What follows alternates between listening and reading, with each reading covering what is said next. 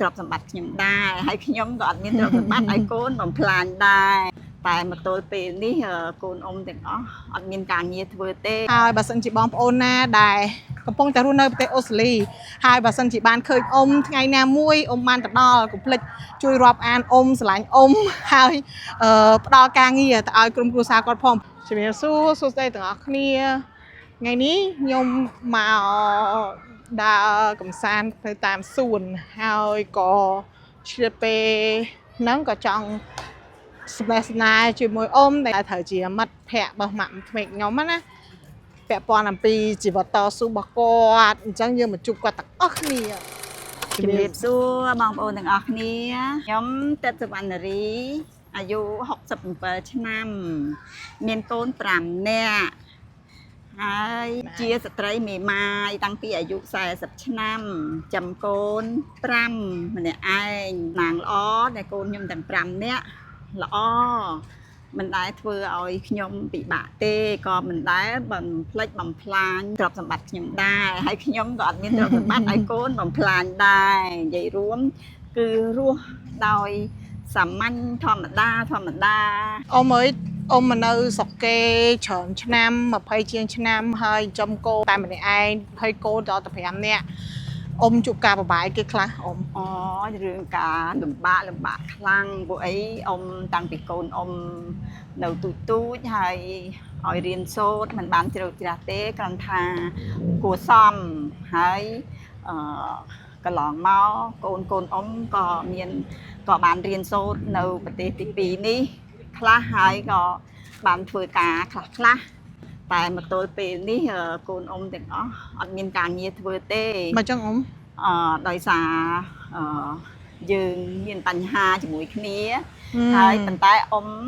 ក៏ត្រៀមខ្លួនទៅប្រទេសអូស្ត្រាលីទាំងអស់8នាក់ទាំងកូនទាំងចៅអ៊ំវ៉ាវ8នាក់អ៊ំ8នាក់អ៊ំសម្ភារទូតរួចហើយចាក់ថ្នាំរួចហើយរងចាំវីសាតាំងពីអ៊ំជន់ទឹកដីស្រុកនេះរហូតមកដល់ឥឡូវប្រហែលឆ្នាំអ៊ំ20ឆ្នាំហើយប៉ុន្តែអ៊ំទើបតែបានប្រទេស3ឆ្នាំទេគាត់រងចាំប្រទេស7ទៅ10ឆ្នាំអ៊ំចាអ៊ំសម្ភារធ្លាក់ចឹងណាក្មួយចាមិនទាន់បានចេញទៅហើយពេលអ៊ំសួរគេឲ្យយើងរងចាំតែពាក្យថារងចាំមិនគេអត់មាន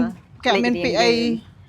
ផ្សេងក្រៅពីហ្នឹងឯងមូលហេតុអីបានរងចាំអ៊ំអត់គេប្រាប់ថាគេមិនទាន់ចាត់ចែងឲ្យយើងរួចរាល់ប្រហែលជាអ៊ំមកពីអ៊ំមានសមាជិកច្រើនពេកឬក៏អ៊ំនៅខ្វះឯកសារអីឲ្យគេឯកសារអត់ខ្វះទេគេប្រាប់ថាគ្រប់គ្រាន់ហើយក៏តែមានបញ្ហាផ្ទះលំបាករកផ្ទះឲ្យគ្រួសារអ៊ំធំត្រូវឲ្យអ៊ំត8នាក់ហើយក្មេងតូចបំផុតអាយុប្រហែលទេអ៊ំ8នាក់ហ្នឹងអាយុ8ឆ្នាំហើយចុះធំបំផុតអាយុ67អ៊ំហ្នឹងហើយអញ្ចឹងចន្លោះវ័យគឺ67និង8ឆ្នាំអញ្ចឹងឥឡូវនេះអ៊ំអត់មានអីទេមានតែស៊ូទ្រាំលំបាកតស៊ូមួយរយៈនេះកំឡុងពេលដែលអ៊ំសមាជិកក្រុមគ្រួសារអ៊ំបាត់បង់ការងារទាំងអស់គ្នាហាលស្ត្រេសទាំងអស់គ្នាដូចថាពិបាកទៅណាក៏មិនរួចរងចាំមានតែពាក្យថារងចាំមានតែពាក្យថាស៊ូរហូតថាអីបងអ៊ំនៅតស៊ូទៀតអ៊ំអត់បោះបង់ចោលអ៊ំ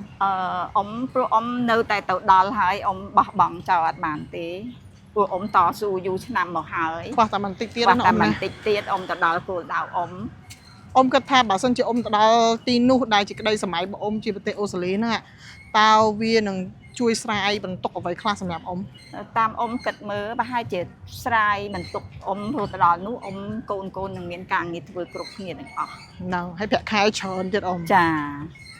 សិតតែកម្លាំងពេញធ្វើការហើយអ៊ំអត់មានកំណត់ថាទៅនឹងដេកផ្ដួលលើគេអីទេសិតតែអ្នកមានពេញកម្លាំងចាហ្នឹងហើយសម្រាប់អ៊ំទៅក៏អត់មានថាចាស់67ឆ្នាំទៅដល់ប្តីផ្ដួលលើគេដែរគឺអ៊ំអាចនេះមើលមកណាមើលចៅបានមើលក្មេងៗបានខ្ញុំមកដល់នេះគឺបានអ៊ំហីជួយគ្រប់សពបែបយ៉ាងតាំងពីការបាញ់លេសេគឺក៏បានអ៊ំធ្វើម្ហូបអ៊ំថែទាំនេះអ៊ំនេះគឺល្អមែនតើអញ្ចឹងអ៊ំបាច់ធ្វើអីទៅដល់នោះគ្រាន់មើលកូនក្មេងឲ្យប្រជាជនខ្មែរយើងនៅទីនោះក៏បានថេថារួចខ្លួនណាអ៊ំចាអ៊ំសង្ឃឹមថាចឹងដែរអ្នកដែលមើលវីដេអូហ្នឹងគាត់ជួបការពិបាកដោយអ៊ំស្ត្រីមេម៉ាយមើលកូនតែម្នាក់ឯងប្តីរត់ចោលកូនច្រើន អូនមានពាក្យពេចន៍ផ្ដាំសម្រាប់ជីវិតពួកគាត់ដែរ ខ្ញុំសូមផ្ដាំផ្ញើទៅប្អូនក្មួយនឹងទាំងអស់ថាបើសិនជាជួបរឿងដូចអ៊ំត្រូវតែតស៊ូត្រូវតែអប់រំកូនណែនាំកូនស៊ូជាមួយកូនយើងកុំបោះបង់កូនកុំដេញកូនទោះបីមានរឿងអ្វីក៏ដោយយើងត្រូវស៊ូជាមួយគ្នាថ្ងៃណាមួយយើងនឹងបានសម្រេចយើងនឹងបានជោគជ័យ ចាអរគុណអ៊ំហើយបើសិនជាបងប្អូនដែលបានទស្សនាវីដេអូនេះមានការលើកទឹកចិត្តតាមរយៈវីដេអូនិងសាច់រឿងរបស់អ៊ំកុំភ្លេចជួយ like ជួយ share ហើយបើសិនជាបងប្អូនណាដែលកំពុងតែរស់នៅប្រទេសអូស្ត្រាលីហើយបើសិនជាបានឃើញអ៊ំថ្ងៃណាមួយអ៊ំបានទៅដល់កុំភ្លេចជួយរាប់អានអ៊ំស្រឡាញ់អ៊ំហើយផ្ដល់ការងារទៅឲ្យក្រុមគ្រួសារគាត់ផងព្រោះក្រុមគ្រួសារគាត់អត់មានពីណាមួយខ្ជិលទេគឺសុទ្ធតែអ្នកពេញកម្លាំងតស៊ូព្យាយាមអញ្ចឹងមិនមែនគាត់អាចរស់នៅស្រុកគេរហូតដល់20ជាងឆ្នាំទេតាំងពីមកអត់ចេះអក្សរមួយតួសោះរហូតដល់និយាយភាសាគេបានអញ្ចឹងមិនមែនជារឿងធម្មតាហើយអ៊ំមានសុខភាពល្អបងប្អូនឃើញគាត់នៅដើរបានត្រុយអ៊ំឡើងហត់ដល់ទាំងខ្យល់អត់ត្រូវគ្នាតែអ៊ំនៅដើរបានអីបានហើយ67ហើយណាសុខភាពប៉ិនគាត់ហ្នឹងគឺអរគុណព្រះហើយអញ្ចឹងមានតែប៉ុណ្្នឹងទេហើយអរគុណបងអ៊ំបានចូលរួមវីដេអូជាមួយក្មួយចាជួបគ្នានៅវីដេអូក្រោយសង្ឃឹមថាជួបសភាអ៊ំម្ដងទៀតអ៊ំនៅអូស្ត្រាលីចាហើយតលេងអ៊ំតែម្ដងជូនពរអ៊ំប្រាថ្នាអ្វីបានសម្រេចដូចបំណងចាអរគុណក្មួយបាយបាយ